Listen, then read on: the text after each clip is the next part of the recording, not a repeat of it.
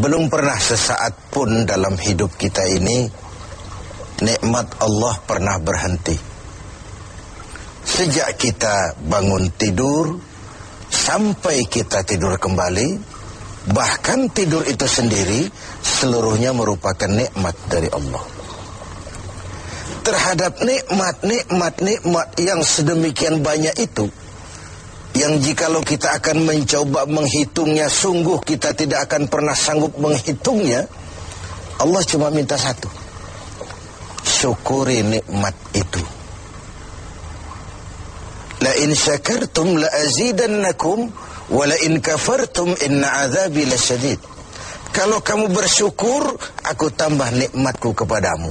Kalau kamu ingkar, tidak pandai bersyukur, awas loh, azabku itu pedih.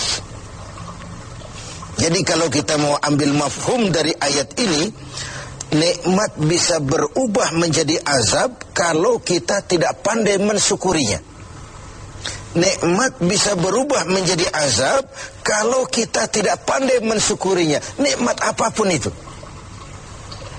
Sehingga boleh jadi orang kaya bisa saja masuk surga karena hartanya, dan orang kaya pun tidak jarang yang masuk neraka juga karena hartanya. Syukur apa tidak syukur? Pejabat bisa saja masuk surga karena jabatannya. Pejabat pun tidak jarang masuk neraka juga karena jabatannya. Syukur apa tidak syukur? Orang berilmu, orang alim sekalipun bisa masuk surga karena ilmunya. Pun orang alim bisa masuk neraka lebih dulu dari penyembah berhala juga karena ilmunya. Syukur apa tidak syukur? Nah, kita zon politikan, makhluk sosial yang tidak mungkin hidup sendiri. Kita bermasyarakat, kita perlu orang lain. Nah, di dalam bergaul bermasyarakat kita bertingkah laku, berperilaku, berbuat, berkata dan sebagainya.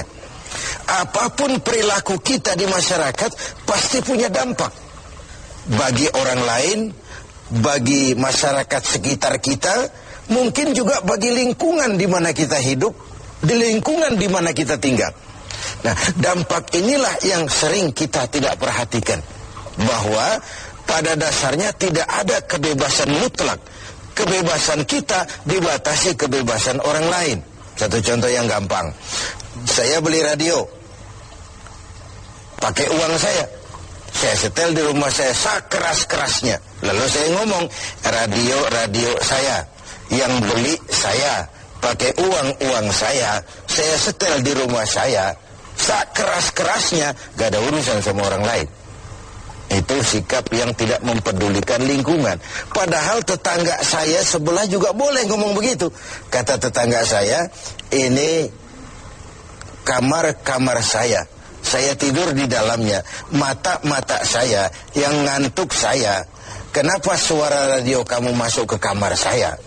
Nah, ketika itu kebebasan saya menyetel radio dibatasi oleh kebebasan tetangga saya yang mau tidur. Disinilah terjadinya sikap saling menghormati, sehingga perilaku kita terkendali. Nanti akan kita bicarakan bagaimana pengaruh puasa dalam hal mengendalikan perilaku kita sebagai manusia. Sebelum kita lanjutkan bincang kita tentang pengendalian perilaku oleh ibadah puasa, mungkin di antara adik-adik kita yang hadir ada yang akan mengajukan pertanyaan lebih dulu. Saya persilakan. Siapa? Assalamualaikum warahmatullahi wabarakatuh. Waalaikumsalam.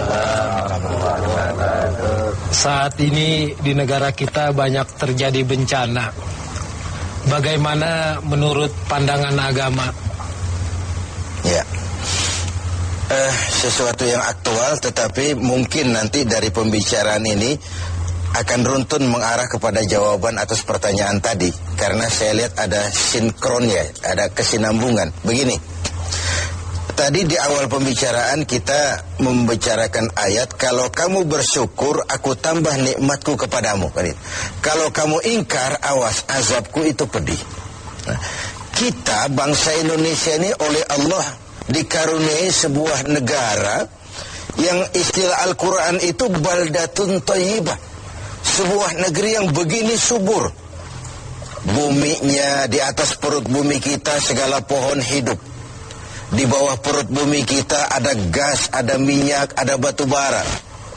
Laut kita yang merupakan 2/3 negeri ini, pasir lautnya saja bisa dijual menimbun Singapura sana. Ada minyak lepas pantai, ikan kita luar biasa, sehingga negeri-negeri lain sering menangkap ikan di perairan Indonesia. Kemudian hutan kita jutaan hektar. Laut kita kaya, bumi kita kaya, hutan kita kaya. Tetapi rakyat kita masih belum bisa lepas dari kesulitan. Timbul pertanyaan, selama ini kita diberikan hutan yang begitu luas jutaan hektar, apa kerja kita? Nebangin doang, nggak pernah nanemin lagi. Terjadi pengundulan hutan di mana-mana. Yang namanya illegal logging, tidak ngerti juga kita. Penebangan liar itu kok bisa ratusan kubik seperti itu. Akibatnya apa? Tanah longsor, banjir melanda, terjadi pengundulan. Akibat ulah yang kita lakukan sendiri. Mengambil istilah Al-Quran, Zaharul fasadu fil barri wal bahri bima kasabat aydin nas. Bertebaranlah kerusakan di daratan dan di lautan akibat ulah manusia sendiri. Kita yang tidak pandai mensyukuri nikmat Allah, dikaruniai negara yang begini kaya sumber daya alamnya, yang diamanati memegang jabatan, lupa diri dan lupa daratan. Sementara kita sendiri tidak bisa mengelola negeri ini dengan baik. Yang disuruh ngurus beras, sering nimbun beras. Yang disuruh ngurus laut, sering jadi bajak laut. Yang disuruh ngurus hutan, rame-rame jadi orang hutan. Ada fenomena-fenomena seperti itu. Nah, lalu bagaimana kaitannya dengan musibah, dengan bencana yang belakangan datang menimpa kita? Begini, ayat Quran menjelaskan bahwa peringatan Quran itu wattaqu fitnatan la tusibanna allazina zalamu minkum khassah. Takutlah musibah, takutlah bencana, takutlah fitnah yang kalau dia datang tidak hanya menimpa orang-orang yang zalim di antara kamu. Orang yang baik terkena juga akibatnya. Nah, dengan kata lain, dilihat dari sisi ayat ini, kenapa bencana terjadi? Ini akibat dosa borongan. Borongan itu kalau sudah borongan namanya, yang benar ikut kelibet juga. Kita nggak perlu cari kambing hitam, tapi akibat 1-2 orang makan nangka, yang lain ikut kena getahnya semua. Di Aceh yang tertimpa tsunami, banyak sekali saudara kita yang baik-baik di sana. Di Jogja pun begitu, di Pangandaran pun begitu. Entah mereka terkena juga musibah akibat dari segelintir tingkah laku orang. Ini yang perlu kita khawatirkan. Jadi kalau yang ma'ruf jalan, tapi yang munkar juga jalan. Kebajikan ditegakkan, tapi maksiat dilaksanakan. Ketika hukuman datang menghantam yang maksiat, yang baik-baik ini akan terkena juga dampaknya. Walaupun buat orang yang baik-baik, ini merupakan ujian. Kan musibah itu kalau menimpa orang baik-baik namanya ujian tuh. Kalau musibah menimpa orang setengah baik itu 50-50. Di golongan yang sholat rajin, maksiat tekun. Sedekah mau tapi korupsinya lebih gede dari sedekahnya. Cuma lipstik aja ngumpetin korupsinya, dia sedekah. Kemudian yang model seperti ini kalau terkena musibah, itu teguran namanya, bukan ujian. Sebaliknya kalau orang jahat terkena musibah, itu persekot itu, DP. Nah, ini merupakan harus jadi renungan buat kita semua tanpa sekali lagi perlu mencari kambing hitam. Mari sama-sama kita melakukan introspeksi. Berangkat dari ayat yang kita bicarakan sejak awal tadi, nikmat bisa berubah menjadi azab kalau kita tidak pandai mensyukurinya. Nah, ada hadis kursi malah menjelaskan, terkadang melihat ulah manusia, aku ini kepengen turunkan azab saja, kata Allah. Tetapi ketika aku melihat orang-orang tua yang sujud di keheningan malam, bayi-bayi yang tanpa dosa masih menyusu, dan binatang ternak melata mencari makan, murkaku pun surut, azab aku tarik kembali. Kalau kita renungkan hadis ini, masih ada yang meredam murka Allah, menjaga keseimbangan. orang-orang tua yang di keheningan malam sujud sambil berlinang air mata, nangis di hadapan Allah. Kita hutang jasa dengan orang-orang tua seperti itu. Bayi-bayi yang tanpa dosa, masih putih, bersih, masih menyusu. Dan binatang ternak melata mencari makan, itu potret dari lingkungan keseimbangan hidup. Sekarang kan binatang hampir nggak punya tempat.